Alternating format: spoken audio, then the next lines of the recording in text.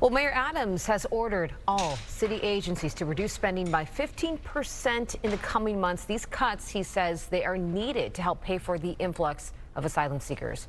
So far, the city has spent about $2 billion on feeding and housing migrants. Adams has placed the total cost on the migrant crisis at $12 billion over the next 3 years. But some New York lawmakers disagree with imposing steep cuts on city services. Queens State Senator Jessica Ramos says we don't have a migrant crisis, we have a management crisis, and here she is. Nice to have you back on. Good day. Thanks for inviting me. Okay, so what would you do differently if you were mayor of New York City? Well, for starters, I think that when folks started arriving, we should have done proper intake. Know who these folks are, know when their upcoming immigration court date is, know what skill set they're bringing so that we can figure out how to use the next few months that they're here while they're waiting for a work permit to perhaps evaluate their career from where they're coming from, or even just train and take part in But this is unprecedented. Who do we have that is up to speed on something like this? Rosanna, this is not unprecedented. Back in the 1800s, when Irish and Italian families were arriving, but those people are not here now. It was 5,000 people a day. I know. That New York City was welcoming. I know, but we haven't had anything like this in a long time. Right. Absolutely. But this is why putting in the infrastructure is so important. And it was why having austerity budgets, which started even last year when we already knew that migrants were arriving, shouldn't have happened in the first place. We saw it with the school budget cuts, and now we're welcoming 19,000 children when we should be hiring more bilingual education teachers, when we should be hiring more guidance counselors for mental health supports.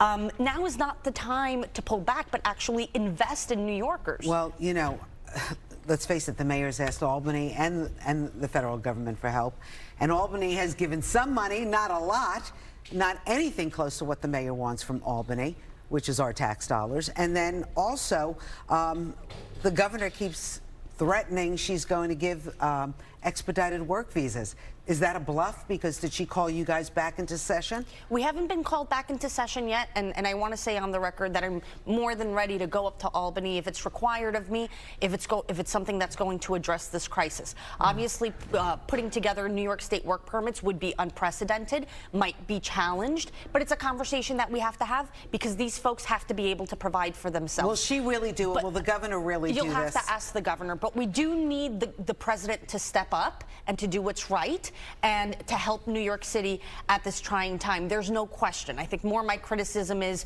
that we should have a can-do New Yorker attitude when we face these challenges, not feel so defeated when we're trying to actually build a bigger and better city. It's hard not to feel defeated when you've asked the president, the federal government, not just you, the mayor, every politician to step up and do something. How many times are we going to say step up? They're not doing anything. I mean, the aid is coming by minimally, and it's not going to cover the expenses that the mayor is saying is going to cost. So hindsight's 2020. I wish we had better infrastructure. We didn't.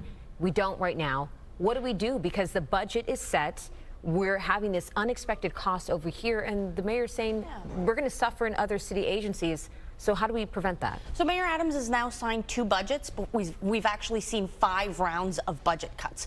So the budgeting is not budgeting properly. Yeah. And I understand that projections can be hard to make, not knowing exactly how many migrants are we going to welcome in the future. So we do want to be best prepared. But it also means that we have to make efficient use of our resources. And we saw how even last year, tents went up, they came down, it cost so much money. Yeah. Now we're doling out no-bid contracts to companies that don't have any experience in this area matter. It's why the comptroller, disapproved of the latest .go contract. We have to take these things seriously, and we want to be able to do it in an organized fashion, seeing what survival work is spilling out into the streets. Let me ask you, though, about the .go contract. That was a no-bid contract of $432 million, and that is something that Brad Lander is saying we should have vetted this a little bit. No one else came in and brought some competition where that price could be lower. But that's not the case. That we went with them. What do you do? What does Brad Lander, can he do to be like, That we don't want that. Well, you know, the way oversight works for contracts, unfortunately for health and hospitals, that particular agency is able to sidestep oversight from the controller on certain contracts. So not to get too wonky, but essentially if the contract had been to the Department of Homeless Services, it would have had greater oversight and greater vetting. So we want to be a little more transparent, I think, with New Yorkers too, making sure that there are these checks and balances so our taxpayer dollars are spent appropriately. Can we talk a little bit about migrants? I know everybody wants them to get to work. They want to get to work too, and some of them have. We know with the e-bikes, they're, I guess, working for some of these app companies. And in your neighborhood, you've seen a big influx of human trafficking. Yeah. Women on the street, children on the street. What's going on? What can you do about that? Right. So for folks at home, I represent the neighborhoods of Jackson Heights, Corona, East Elmhurst, that area where I was born and raised. I'm Colombian, the daughter of Colombian immigrants, like many of the migrants, actually. So we naturally attracted a lot of these new families, and what we're seeing, especially along Roosevelt Avenue, is a lot of survival work, right? So we see street vending, we see people waiting to be picked up by construction contractors as day laborers, we see sex workers, we see all sorts of things that people have to do in order to survive. That's why we call it survival work. And while there is human trafficking, the law, unfortunately, does not help distinguish between those who are trafficked and who are not, for us to actually be able to find those bad guys and catch them. So we want to be very careful.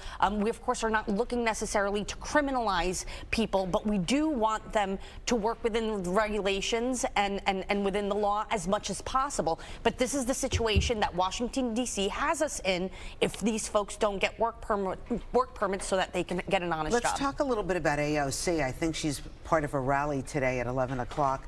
Haven't heard much about her. She is in your community. At one point, you kind of called her out for not being in the office and none of her workers in the office. Has anything changed with the AOC situation? Well, to be honest, Rosanna, actually in December she closed her office in Queens, so she doesn't have a district office in Queens anymore. My understanding is that she has one in the Bronx, but we no longer share an office building. So are you guys picking up the slack from? Yes, I would say that a lot of the surrounding elected officials, we end up, you know, with a little more casework than usual. And this is why it's so important to have a good team that is out there in the streets, working with people, hearing their issues, and helping them navigate our government. Are you running for mayor? I am running for re-election. I just announced that I'll be running for re-election. I'm not done in the state Senate quite yet, so I'm hoping voters will have me again next year. When are you up for election? Next year. 25? 2024. 24. Mayor's 25, right? Time's out, interestingly. It's not a no. It's not a no. She pleads the fifth. All right, listen, good luck up in Albany. You got your hands full. State Senator Jessica Ramos, we appreciate you coming here. Thanks for having me. Thank you.